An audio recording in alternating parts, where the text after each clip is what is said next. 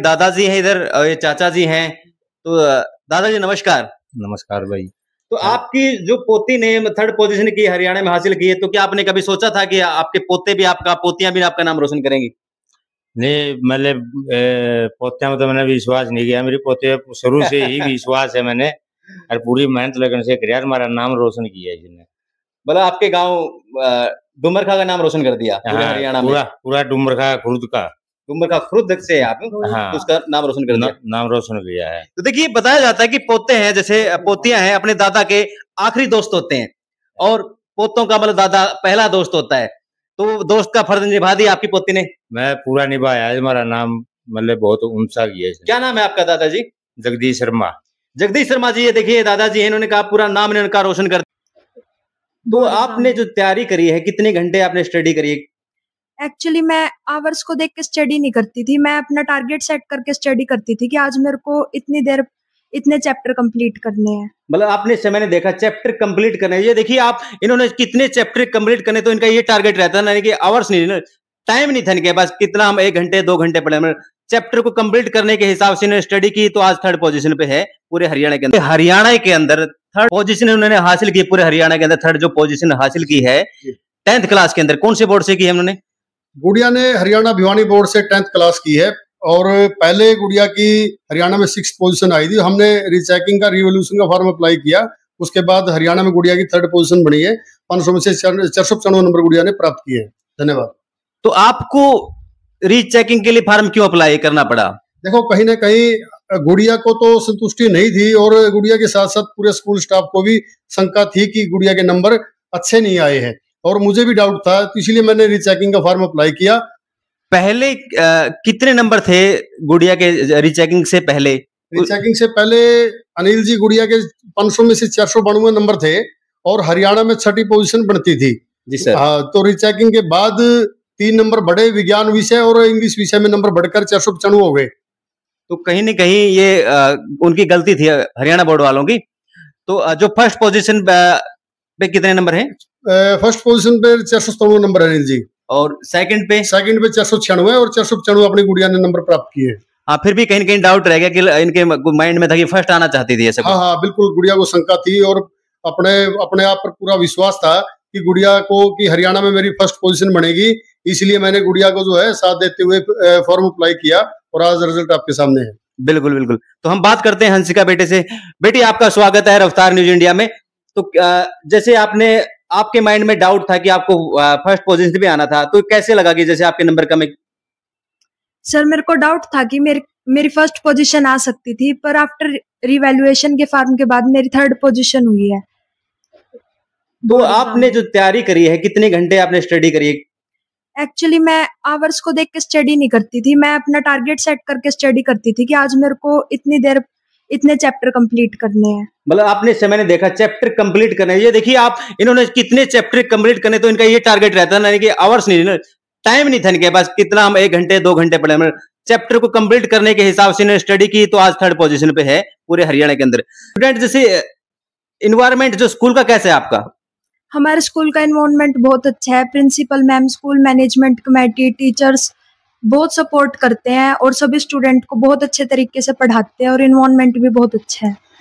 तो बच्चों के लिए, जैसे सर आपसे पूछना चाहूंगा, कितना जरूरी है इन्वायरमेंट? जैसे उसको कैसे स्टूडेंट के साथ बैठना चाहिए, कैसे उसके फ्रेंड होने चाहिए, तो आप टीचर हैं, थोड़ा अच्छे तरीके बता सकते हैं। बच्चे की स्टडी के लिए इन्वायरमेंट बहुत जरूरी है, और मैं समझता हूँ कि इस जो ये हर्ष का विषय है, गर्व का पल है, इसके लिए पूरी स्कूल मैनेजमेंट कमेटी और स्कूल स्टाफ को ही मैं श्रेय देना चाहूंगा, क्योंकि उन लोगों की मेहनत है। और एनवायरनमेंट की बात अगर करें तो स्कूल का एनवायरनमेंट बहुत बढ़िया मिला है, गुड़िया को बहुत अच्छा एनवायरनमेंट मिला है, और क्लास का डिसिप्लिन, क्लास टीचर्स, हर तरह से हर पूरे स्टाफ ने, पूरे बच्चों ने, और घर का माहौल जो है, घर का माहौल की तरफ से भी गुड़िया को पूरा सपोर्ट मिला है।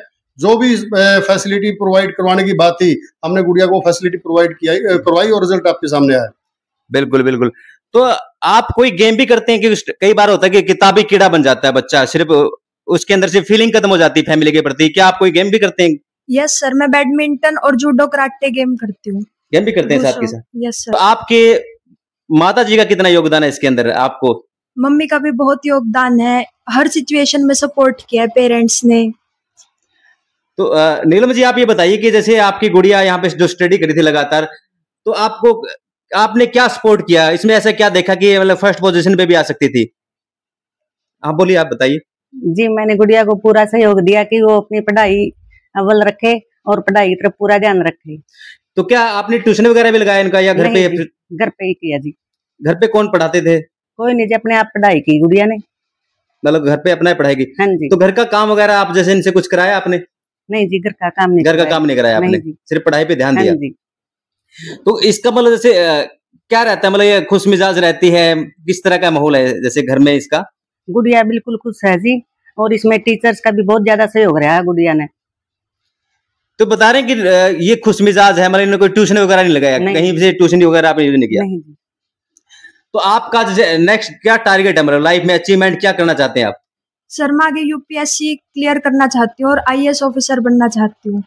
यूपीएससी में भी आपको आईएएस बनना है, आईपीएस नहीं बनना? आईपीएस आईएएस मतलब फिर भी उसमें होता है कि मैं आईपीएस बनूं, बेल्ट वाली जॉब करूं, या आईएएस? ज्यादा मेन टारगेट तो आईएएस पर ही है। आईएएस का ही टारगेट है। ये जो आपने यूपीएससी करने का जो टारगेट लिया है, ये आप किससे प्रभावित हुए हैं? किसको देख के ऐसा लगा कि मुझे करनी चाहिए यूपीएससी, मैं कर सकती हूँ? ऐसे बहुत से जो यूपीएससी में आईएएस ऑफिसर्स हैं उन्हें देखकर मतलब कोई भी एक आपने जो किसी को देखा हो जिसकी अचीवमेंट देखकर आपको लगा कि मुझे करनी चाहिए? दिव्या तंवर को देखकर सोचा मैंने कि मेरे को आईएएस ऑफिसर बनना है। और बन भी सकते हैं जैसे आप ये चीज कर रहे हैं? हाँ जी। तो सर ये अपनी बेटिया का टारगेट है, मतलब गेम में तो जाने का इनका टारगेट नहीं है सिर्फ, ये तो अपनी हेल्थ के लिए गेम कर रही हैं।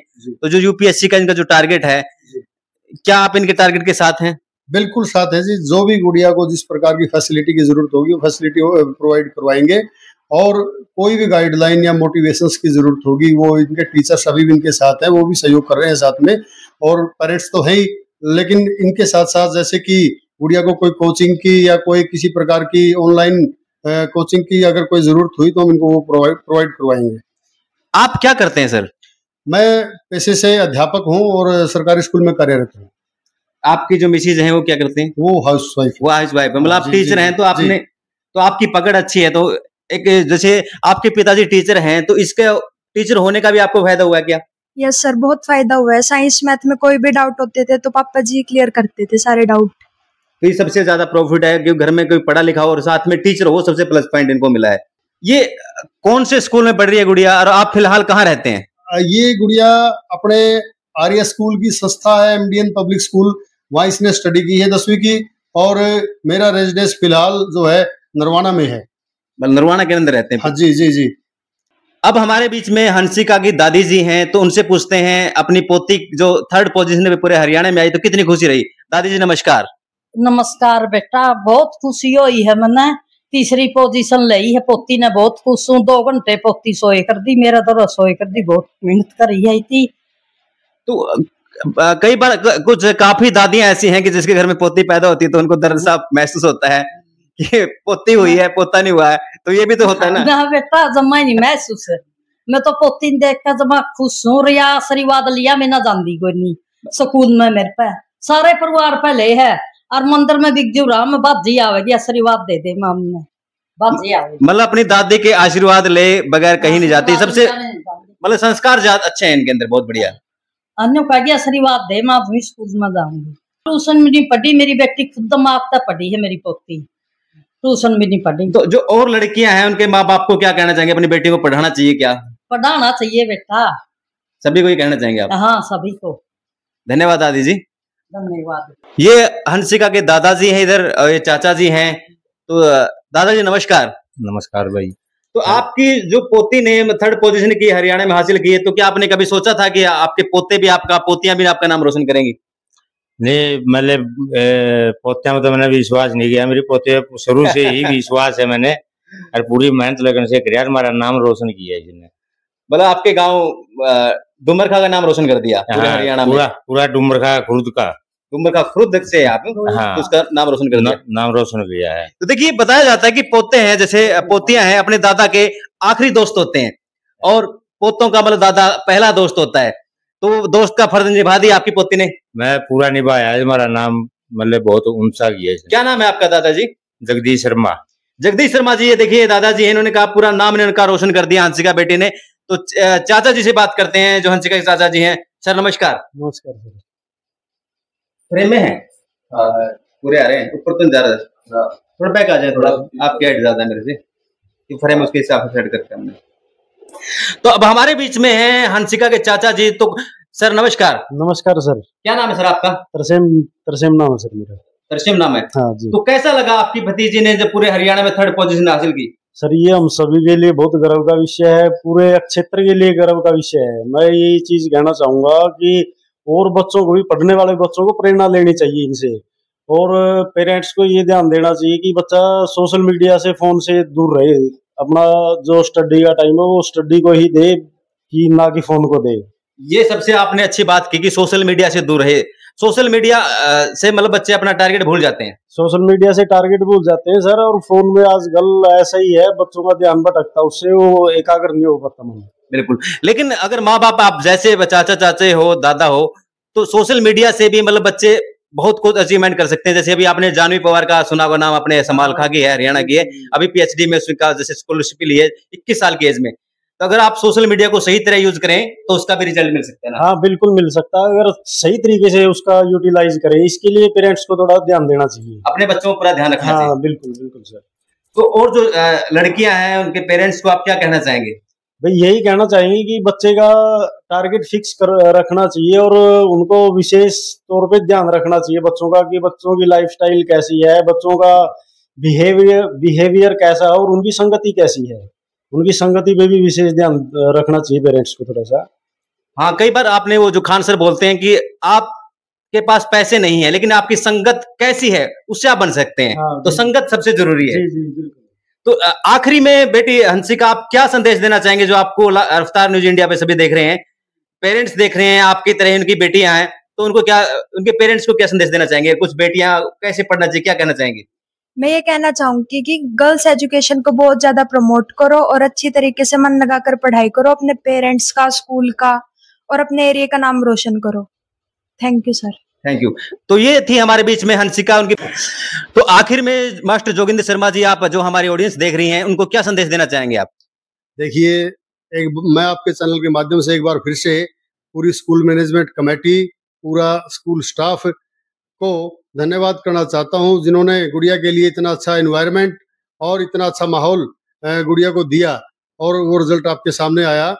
आपके चैनल, अनिल शेट्टी जी, आपके चैनल रफ्तार न्यूज इंडिया का तहे दिल से धन्यवाद करना चाहता हूं, और लोगों से अपील करना चाहता हूं कि वो इतनी अच्छी कवरेज आप लोग करते हैं, तो लोग भी ज्यादा से ज्यादा इस वीडियो को शेयर करें। धन्यवाद। थैंक यू सर, आपने इतना समय दिया और ऐसे बच्चों का आप फ्यूचर उज्जवल कर रहे हैं, भविष्य उज्जवल कर रहे हैं। तो आप देख रहे हैं रफ्तार न्यूज इंडिया अनिल शेट्टी के साथ। थैंक यू, नमस्कार।